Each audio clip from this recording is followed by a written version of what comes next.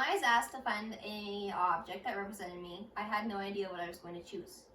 I finally stumbled upon a book I was reading and decided that I could probably compare myself to a book. The first reason I am like a book is because of the common phrase, don't judge a book by its cover. When people first meet me, I usually come off as pretty shy and quiet, but when you get to know me, I usually can't stop talking.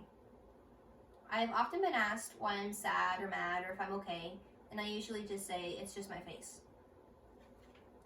The second way I think a book represents me is that books come in various shapes and sizes. Some are tall, some are skinny, some are short, and some are thick. I would say that I am probably the average book size.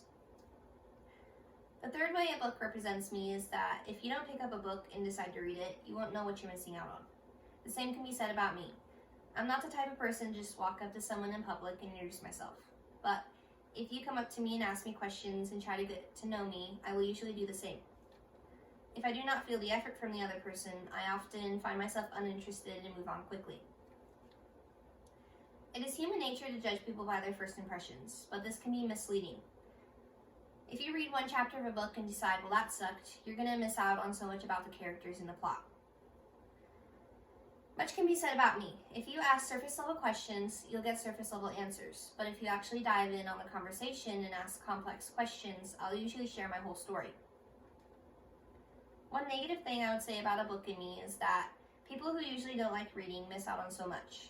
I often feel that I miss out on making new friends and building new relationships because I am shy. This brings me back to the point that books are very complex, and so am I.